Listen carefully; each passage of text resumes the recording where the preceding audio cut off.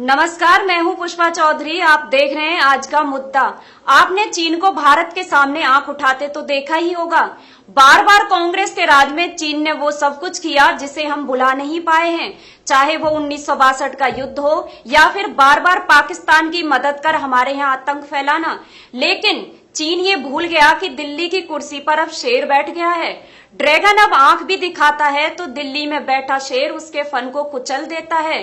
अगर कोई विपक्ष प्रेमी बैठा होगा और हमारी खबर को देख रहा होगा तो उसकी नजर में हम भगवावादी दिख रहे होंगे, क्योंकि हम सच दिखा रहे हैं और सच जब पछता नहीं है तो मीडिया भगवावादी और नमो दीवानी दिखने लगती है। देखिए हमारी ये रिपोर्ट, जिसमें आपको वाकई पता चलेगा कि ओछा कद रखने वाले चीन की ओछी हरकत के बदले कैसे मोदी ने 56 इंच पहाड़ खड़ा किया है। आपसे गुजारिश है कि ये खबर पूरा देखें, नहीं तो आप भी हमें संघी भाजपाई और दलाल बोलेंगे। देखिए हमारी ये रिपोर्ट। आपको याद होगा और इतिहास के काले पन्ने में भी 1962 की लड़ाई के काले पन्ने दर्ज हैं, जब चीन ने हमें सांस लेने तक का मौका नहीं दिया था। लेकिन अब समय बदल गया है, या यूं कहें सत्ता बदल गई है। अब दिल्ली की सरकार इडली से नहीं बल्कि दिल्ली से चल रही है। आप भी सोच रहे होंगे हम किसी खास पार्टी पर वार कर रहे हैं, लेकिन जब बात सच की आती है तो only news 24x7 coat pant पहनकर पत्रकारिता करने वालों के मुंह पर जोरदार तमाचा मारता है। और पत्रकारिता का हमारा ये अंदाज हमें खुद सुखद अनुभव देता है। हमें बखूबी पता होता है कि हम सच्चे भारतवासी की बात कर रहे हैं। और आपको हम आज नरेंद्र मोदी को हीरो बता रहे हैं। जी हाँ, नरेंद्र मोदी हीरो हैं। 56 इंच सीने वाला ये इंसान हमारा हीरो है, क्योंकि ये चीन के आगे नाक रगड़ने वाली सरकार नहीं चलाता, बल्कि एक बंकर बस टूट जाने पर ये अपने सेना प्रमुख को सीधा चीन की गिरेबा में हाथ डालने का आदेश दे देता है। आगे की रिपोर्ट में जरूर देखें, क्योंकि उसमें हम बताएंगे कि कैसे मोदी एटम बम के युग में चीन पर सेना भेजने को तैयार हैं। अगर आपको हमारी बात 1% भी झूठी लगती है तो आप हमारे खिलाफ केस दर्ज करा सकते हैं, लेकिन आप हमारी अगली रिपोर्ट जरूर देखें। चीन एक ऐसा देश है जो भारत को नीचा दिखाने के लिए हरदम पाकिस्तान को पावर देता आया है। लेकिन अब ऐसा कुछ हुआ है जिससे पाकिस्तान का तथाकथित पापा यानी फादर ड्रैगन भारत के सामने रो रहा है, गिड़गिड़ा रहा है। जी हाँ, अब दिल्ली की कुर्सी पर जो बैठा है उसके खौफ से चीन का दम घुट रहा है। आप हमारी अगली रिपोर्ट में देखेंगे कि आखिर कैसे मोदी ने चीन के सामने ऐसी स्थिति पैदा कर दी जिसे चीन ना तो निगल पा रहा है और ना ही उगल पा रहा है। कुल मिलाकर कहें तो चीन भारत को पापा मानने को भी तैयार है, और इसके पीछे केवल एक इंसान है और वो है पीएम मोदी। एक जहां कांग्रेस इतने सालों तक चीन को बाप बना के रखी थी, वहीं नमो के जादू ने चीन को भारत का बेटा बना दिया। और आज भारत ने अपने बेटे चीन को जैसे चाहे वैसे ट्रीट कर रहा है। मोदी के हाथों में चीन की ऐसी नस हाथ लगी है जिसे दबाते ही चीन कहता है पापा माफ कर दो, अब गलती नहीं करूंगा। आज की तारीख में चीन मोदी से रोते हुए कह रहा है माफ कर दो, और मोदी का जो जवाब आ रहा है उसे आप अगली रिपोर्ट में देखेंगे। देखिए ये रिपोर्ट। या अल्लाह मुझे बचा ले, ऐ खुदा तूने मोदी को क्यों भेजा? अपने कांग्रेसी भाईजान लोग ही ठीक थे। ये बात तो आज पाकिस्तान बोल रहा है, और पाकिस्तान की आवाम सहित वहाँ की सत्ता मशीनरी भी दुआ कर रही है कि सन 2019 में राहुल गांधी, लालू, मुलायम या भूले भटके केजरीवाल देश के प्रधानमंत्री बन जाएं। लेकिन मोदी सरकार ने आज एक ऐसा काम कर दिया है जिससे चीन कह रहा है मुझसे एटम बम भी ले लो, क्योंकि अब हम उसे तुम पर चला नहीं सकते। जी हाँ, चीन को खून के आंसू रुलाने का काम मोदी सरकार ने कर दिया है, और उसका प्रूफ भी है हमारे पास, वो हम आपको दिखाएंगे भी। लेकिन सबसे पहले बता देते हैं कि कांग्रेस सरकार में आंख दिखाने वाले चीन की दबी कुचली आंखों को मोदी ने फोड़ दिया है। अब चीन अंधा हो चुका है। हम आपको बता दें, कुछ ही दिन पहले ही चीन ने बॉर्डर पर भारत के बंकर पर क्रेन चलवा दी थी। फिर क्या, दिल्ली तक खबर पहुंचने के बाद नमो सरकार ने सेना प्रमुख को बॉर्डर पर भेज दिया, वो भी सेना के लाव लश्कर के साथ। उसके बाद रविवार को जो खबर आई उसने भारत के हर देश प्रेमी की आंखों में खुशी के आंसू भर दिए। और वो ऐसी खबर है जिसे आप सुनेंगे तो यही कहेंगे, नमो यानी मोदी तू किस मिट्टी का बना है। तूने एक गेम में चीन को हजारों बार हरा दिया। जी हाँ, मोदी चीन से युद्ध को तैयार हैं और उसका पूरा मास्टर प्लान बनकर तैयार है। आप देखें कि कैसे चीनी छोटे कद के सैनिकों के सामने भारत के 56 इंच रणबांकुरे तैयार हैं और चीनी सेना गिड़गिड़ा रही है। आपको अगली रिपोर्ट में दिखाएंगे कि कैसे मोदी ने आज अपनी सेना चीन में भेज दी और चीन चाहकर भी इंडियन आर्मी को छू नहीं पा रहा है। देखिए, अगली रिपोर्ट को देखने से पहले आपसे गुजारिश है कि कमेंट्स में हमें संघी भाजपाई और मोदी दलाल ना बोलें। हम ये शब्द उन लोगों के लिए बोल रहे हैं जिन्हें अपने पैदा होने पर भी शक लगता है और डीएनए टेस्ट की बात करते हैं। हमारी इस स्क्रिप्ट में आपको गुस्सा दिख सकता है, लेकिन यहाँ भी हम गुस्सा नहीं कर रहे हैं बल्कि सच की तह तक जा रहे हैं। और हाँ, यदि आपको हमारी खबर अच्छी लग रही हो तो आपसे अनुरोध है कि कृपया करके कमेंट्स बॉक्स में बताएं कि हम ऐसी पत्रकारिता जारी रखें या फिर हम भी औरों की तरह चुप होकर बैठ जाएं। चलिए अब हम आपको दिखाते हैं कि कैसे भारत की सेना मोदी के इशारे और अजीत डोभाल की नीति पर आगे बढ़ी है और चीन से युद्ध के लिए कमर कसकर तैयार है।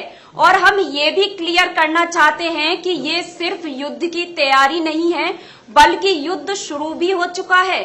देखिए ये रिपोर्ट। अब हम आपको जो जानकारी देने जा रहे हैं उसके बाद आपके दिल में सन 14 के बाद से आई सरकार पर गर्व महसूस होगा और आप भी नमो नमो करते नजर आए तो अपने आप को आप मोदी भक्त नहीं बल्कि देशभक्त कहें। जी हाँ, वाकई ये खबर कुछ ऐसी ही है।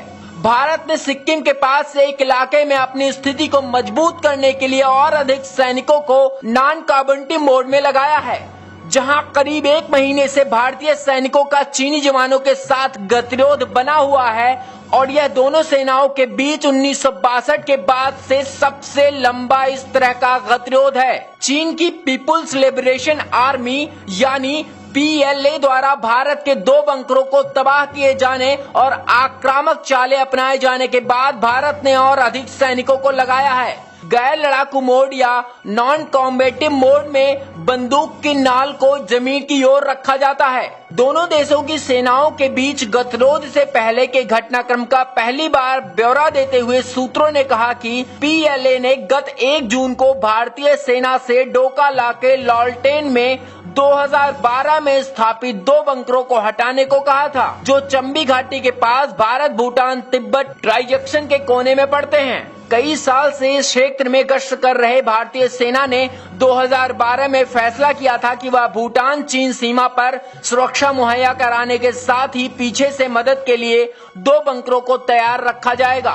सूत्रों ने कहा कि भारतीय सेना के अग्रिम मोर्चे ने उत्तर बंगाल में सुकना स्थित 33 कोर मुख्यालय को चीन द्वारा बंकरों को दी गई चेतावनी के बारे में सूचित किया था। हालांकि सूत्रों ने कहा कि 6 जून की रात को 2 चीनी बुलडोजर ने बंकरों को तबाह कर दिया और दावा किया कि यह इलाका चीन का है और भारत या भूटान का इस पर कोई अधिकार नहीं है। उन्होंने कहा कि तैनात भारतीय सैनिकों ने चीनी जवान और मशीनों को इलाकों में घुसपैठ करने और अधिक नुकसान पहुंचाने से रोक दिया। टकराव वाली जगह से करीब 20 किलोमीटर दूर स्थित पड़ोस के ब्रिगेड मुख्यालय से अतिरिक्त बलों को 8 जून को भेजा गया, जिस दौरान झड़प की वजह से दोनों पक्षों के सैनिकों को मामूली चोटें आईं। इलाके में स्थित PLA के 141 डिवीजन से उसके सैनिक पहुंचने लगे। उसके बाद भारतीय सेना ने भी अपनी स्थिति को मजबूत किया। भारत और चीन की सेनाओं के बीच 1962 के बाद से यह सबसे लंबा गतिरोध है।